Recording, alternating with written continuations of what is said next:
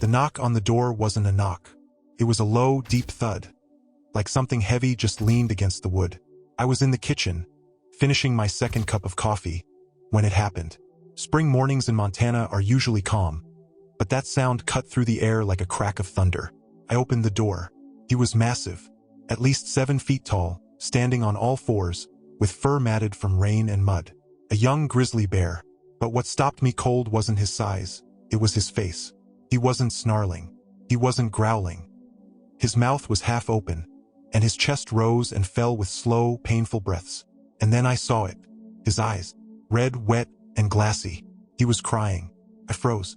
Every instinct screamed to shut the door, grab the shotgun, do something. But I didn't move.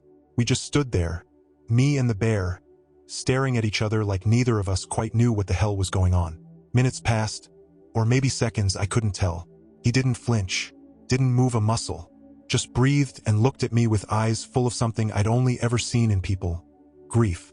Then he sat down, right there on my porch. The boards creaked under his weight. I didn't know whether to run, call someone, or just let it play out. I backed away slowly, grabbed my phone off the table. No service. Of course. Spring thaw knocks it out for a day or two every year. I peeked back out the window. He hadn't moved. Just sitting there, head down now like he'd given up. Not sick, not wounded, just defeated. I grabbed a handful of jerky from the pantry. I know, stupid, but I couldn't shake the thought. What if he came here because he had no other place to go? I opened the door again, slow and careful. He didn't react. I tossed the jerky a few feet in front of him. He looked at it, then at me, and he didn't eat it. I stayed inside the rest of the day, heart pounding every time a floorboard creaked. But he never budged, just sat there, sometimes curling into himself, sometimes lifting his nose like he was smelling something I couldn't sense. By nightfall, I turned off all the lights. My dog, Maggie, was curled up under the table, silent. She didn't bark once. Animals know things we don't. Around midnight, I looked again. He was still there, but now lying down, breathing slow, eyes closed. Sleep didn't come easy. I lay in bed, listening for every sound.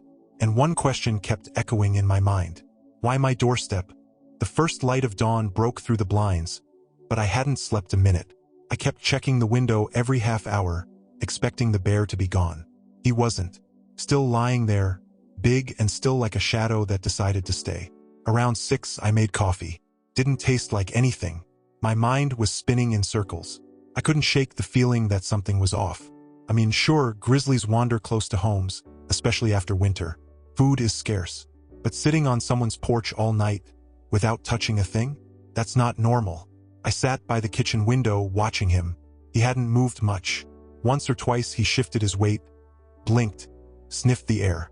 But mostly he just lay there like he was waiting for something. Or someone. At noon, I cracked open the door and tossed out more food. Raw chicken this time. Again he looked at it. Again didn't eat. Just stared at me, slow and silent. By late afternoon, the sun warmed the porch. I figured he might finally leave, but he just shifted into the shade and curled up again. Like he lived here, like he belonged. That's when I noticed the tools. I keep a set of rusted garden tools leaning against the shed, right off the side of the porch. Been there for years, but now the rake was gone, and the old bucket just vanished. I walked out slowly, trying not to startle him. Checked around the back of the shed. Nothing. Not a sign of broken branches or drag marks. It was like someone had picked them up and walked off. He hadn't moved. That night, I locked the doors. Left a motion light on the back porch, something I hadn't used in months. Maggie was restless. She paced the hallway like she was chasing ghosts. Around midnight, the light flicked on. I froze. I didn't go outside, just looked through the blinds. The bear was still up front. But out back, near the shed, I saw something. A shape, tall, thin, human maybe. It moved slow, like it wasn't in a hurry. No flashlight, no sound, just a shadow drifting by. I didn't sleep again. Every creak made my heart jump. By morning, the garden hose was gone too. I stepped outside as quietly as I could. The bear was sitting again, awake, watching me. We locked eyes for a few seconds. Then, for the first time, he made a sound. Not a growl, not a roar, just a low, soft huff, like a sigh. Something had shifted between us. But that didn't explain the missing tools, or the shadow I saw. There was something else out there. I woke up with a pit in my stomach. Didn't know if it was from the lack of sleep or that image still burned into my head. The figure from last night. Too tall to be a kid. Too calm to be a thief. But it was there. I knew what I saw. First thing I did was check the shed again. This time in daylight. The ground was soft from the melting snow, perfect for catching tracks. And sure enough, there they were. Footprints. But not bear. Not deer. Not anything I recognized. Long, narrow, with a strange drag to them, like whoever it was had something tied to one foot. No shoe treads. Barefoot, maybe? Who the hell walks barefoot in the woods at night? I followed them past the shed, through the edge of the woods. They disappeared near the creek. Just stopped. No return trail, no signs of struggle. Just gone.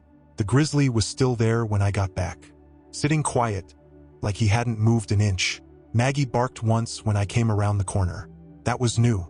I made up my mind. I went into town and picked up 2 trail cameras and a few extra batteries. Only store open was 20 minutes away, but I didn't care. Something was off and I needed eyes out there. By evening, I had 1 camera mounted on the back porch facing the shed, and the second tucked between 2 trees near the creek. I angled it just right, hoping it would catch any movement. I also left a bucket of water and a slice of ham. If someone was out there, maybe they'd take the bait. Night came fast. The bear didn't move. I stayed up again, this time watching the monitor connected to the porch cam. Hours passed. Nothing. Then at 2:17 a.m., the screen flickered. A shape appeared. Same height as before. Thin. Moving low and smooth. Almost like gliding. It stepped into frame, paused, and looked right at the camera. No eyes. Just a black shape. Then it waved. I swear to God, it waved. I backed away from the screen, heart thudding. The bear stood up outside. I heard the boards creak. Maggie growled low from under the table. I didn't sleep at all after that. In the morning, the bait was gone. Ham, bucket, even the bowl. All vanished.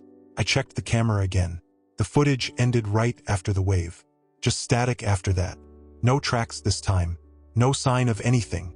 But the bear was still there, sitting in the exact same spot. This wasn't about hunger. This wasn't about territory. Something else was going on. And it wasn't just in the woods anymore. By the 4th morning, I couldn't take the guessing anymore. I needed answers. Not theories, not fears. I needed someone who knew these woods better than I did. So I called Mark. Mark's a wildlife officer. Been patrolling this stretch of land for over 20 years. We don't talk much unless we have to, but we respect each other. I left him a voicemail with just 1 line. Something's not right out here. He showed up by noon. Didn't say much when he pulled up in his dusty truck. Just looked at the bear, then at me, then back at the bear. You feedin' him? He finally asked. No, he won't take food. Mark squinted. That's not normal. We sat on the porch for a bit, watching the grizzly breathe slow and deep, eyes half closed like he hadn't slept in days. I've seen 3 other cases this month, Mark said. 1 cougar, 2 black bears, all acting weird, wandering up to houses. 1 even let a dog bark at it for 20 minutes without reacting. What the hell's going on? I asked. He didn't answer right away, just leaned back in the chair and scanned the tree line. I think something's messing with their instincts, he finally said. Could be disease, could be poison, could be something they're eating. I told him about the missing tools, the footprints, the thing on the camera. He didn't laugh. That was the scariest part. He just nodded like it matched something he already suspected. There's a stream that runs down through Deadwood Hollow, he said. Used to be clean, now I'm not so sure. Fish have been dying off faster than usual. You think someone's dumping something in the water? Wouldn't be the first time. Remember that mining project 10 miles north? They packed up years ago but left a mess behind. Chemicals don't just vanish. We both went quiet. The only sound was the wind pushing through the pine trees and the soft breathing of the bear. Mark stood up. I'll run tests on the water. You keep your eyes open. If anything changes with him, anything, call me. As he left, he handed me a sealed plastic bag. Inside was a small metal capsule. Found that in a wolf carcass last week, he said. No idea what it is. Maybe you'll see something like it. After he drove off, I looked at the bear again. Still there. Still silent. Only now, I couldn't shake the thought that maybe he came here not because he was lost, but because he was poisoned, and maybe he thought I could help. If you love stories about wildlife rescue, click the subscribe button below. Here's how the button looks on different devices. Every subscription helps spread these stories and raise awareness. The more people know, the more animals get the help they need. And remember, subscribing is completely free. Click subscribe now and join us in protecting wildlife. 2 days later, Mark came back. He had that look in his eye, serious but calm. He didn't say anything at first, just motioned for me to grab my gear. We were going into the woods. Maggie didn't like it. She stood stiff in the doorway as we left, ears pinned back, tail low. Something in her knew this wasn't just a hike. We hiked east, following the creek upstream toward Deadwood Hollow. The trees got denser, the light thinner. We didn't speak much, just the crunch of boots on wet leaves, the occasional squawk of a crow overhead. After an hour, we came across the first body. A fox, lying stiff under a fern, eyes glazed, tongue out. No wounds, no blood, just dead. Mark crouched beside it. "Second one this week," he said, lifting the lip with a stick. Same foam around the mouth. 15 minutes later, we found a raccoon in worse shape, half buried in leaves, like it had crawled into the dirt before dying. Then, about a mile past the bend, we hit it. Clearing. It looked like a camp, long abandoned. Tent poles still staked in the ground. A ripped tarp tangled in branches. Trash everywhere, cans, wrappers, even a busted cooler. But no people. Mark's face darkened. "I've seen this before. Poacher camp." He pointed at a pile of wire snares, half covered in leaves. I noticed 2 cages off to the side, one still stained with something dark. I moved toward a blue plastic crate under a tree. The lid was cracked. Inside, packs of raw meat, sealed in thick plastic. I picked one up. It was labeled, not in English. "What's this?" I asked. Mark took it, read the faded text. "Antibiotics. Heavy ones. Why would someone leave this out here?" He didn't answer, just shook his head. Back at the edge of the clearing, he took photos of everything. "This stuff doesn't get left behind unless someone leaves in a hurry." I was about to respond when I spotted something half buried near the fire pit. Looked like a notebook. I pulled it out, wiped the dirt off. Pages were damp, mostly illegible, but a few lines stood out. Lists of animals, weights, numbers, and short notes in messy handwriting. I flipped to the last page. Just one line. "Too many eyes. Leaving tonight." We stood in silence for a while. Then Mark said, "This wasn't just hunting. They were feeding them, dosing them, maybe testing something." We hiked back in silence. It was late afternoon when we returned to the house. The bear was gone. I looked around, heart sinking. Porch empty, yard still. But then I saw him down by the creek, drinking. He lifted his head when I approached, water dripping from his muzzle. For the first time, he took a few steps toward me. Not much, just enough to close the space. Then he stopped and waited, like he'd been patient long enough. And now it was my move. The days blurred together. The bear stayed close, never on the porch again, but never far either. Mostly near the creek, moving slow, drinking often.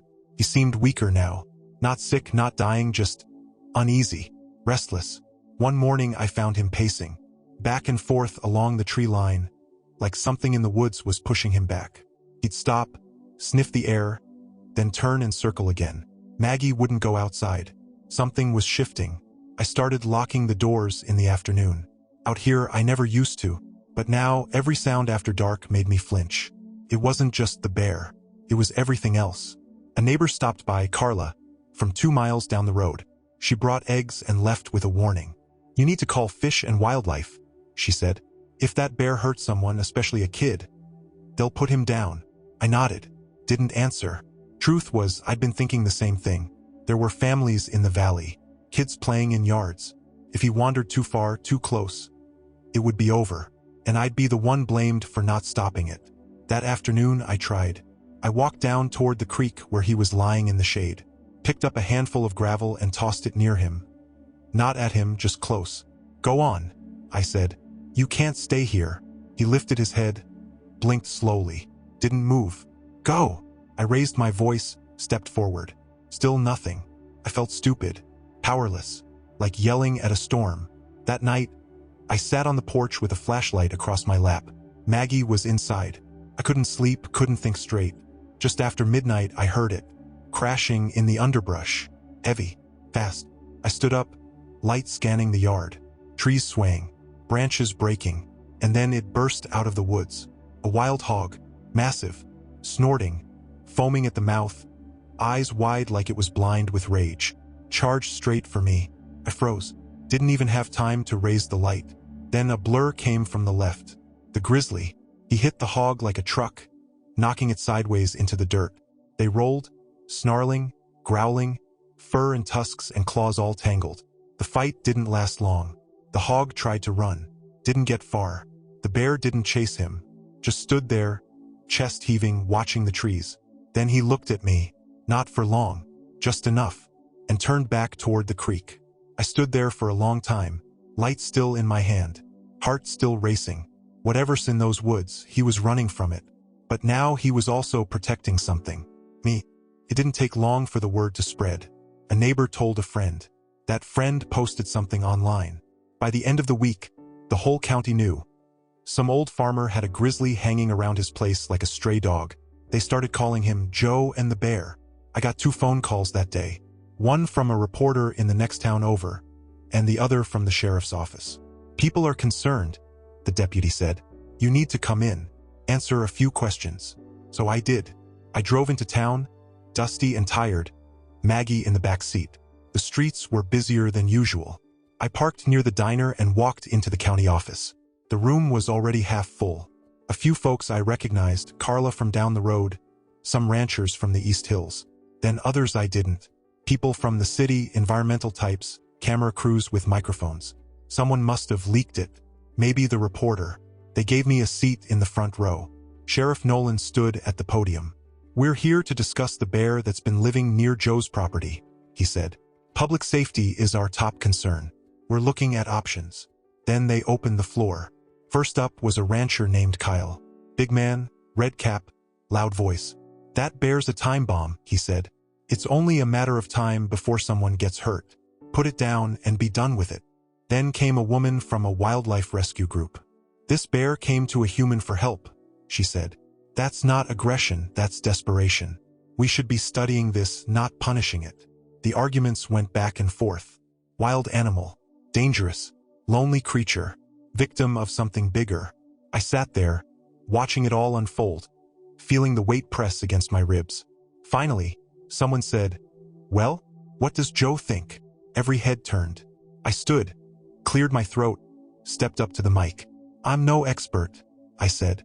I don't know what that bear's been through, but I know what he hasn't done. He hasn't attacked. He hasn't broken into homes. He hasn't touched a thing he wasn't offered. A murmur ran through the crowd. I went on. You can be scared of him if you want, but I've been closer to that bear than any of you, and I've seen more humanity in him than I've seen in a lot of people. That shut the room up. Later that evening, the local radio station called, asked if I'd be willing to speak live. I didn't want to, but I did. They asked what I thought should happen next. I said, maybe the real problem isn't the bear. Maybe it's that we stopped seeing the wild as part of our world and started seeing it as something to fence off or fear. That bear came to us. Maybe it's time we ask why. The phones lit up. Half the town agreed. Half wanted me run out on a rail. But nobody could ignore it now. The line had been drawn. The snow was long gone by then. Grass pushing through dirt, buds on the trees, birds returning in pairs. Spring had come. Real spring, the kind that wakes up everything, even the parts of you that had gone quiet. And the bear was gone too. He left one morning before sunrise. I woke up, poured my coffee, looked out the window, and the yard was empty. No paw prints, no heavy breathing, just silence. I stood there longer than I care to admit, waiting, hoping maybe he'd come walking out of the woods one more time. But he didn't. Maggie seemed calmer, slept near the porch now. But every so often, she'd perk up her ears and stare into the tree line, just in case. I didn't tell anyone he'd gone. Let the town keep guessing. Some thought he was captured. Others figured he'd turned violent and was shot.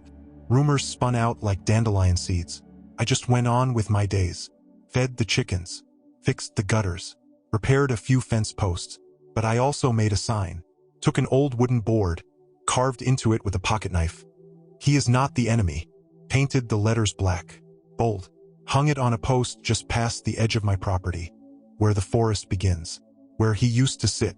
A few days later, I found a bouquet of wildflowers left at the base of the post. No note, just flowers. Someone understood. Life settled into its new rhythm. calmer but never quite the same. Then, exactly 1 week after he left, I saw something. Maggie was barking at the back door. Not her usual bark, but a short, alert one. I opened it and stepped onto the porch. Tiny paw prints. Not his. These were smaller. Much smaller. I followed them across the yard, to the edge of the woods. They didn't go far. Just a few feet past the treeline. I waited, scanned the trees. Nothing. But I smiled. Maybe it was nothing. Maybe it was a fox kit or a raccoon or something else entirely. But part of me liked the idea that it was more than that. That maybe he left something behind. Or maybe someone. I never saw him again. But I felt him. In the quiet. In the still mornings. In the way the woods didn't feel like a threat anymore. Sometimes I'd sit on the porch with Maggie at my feet, sipping coffee, looking out toward that sign. And I'd remember what I told the radio host. Maybe it's time we ask why they come to us. Because sometimes maybe they're not the ones who need saving. Maybe we are.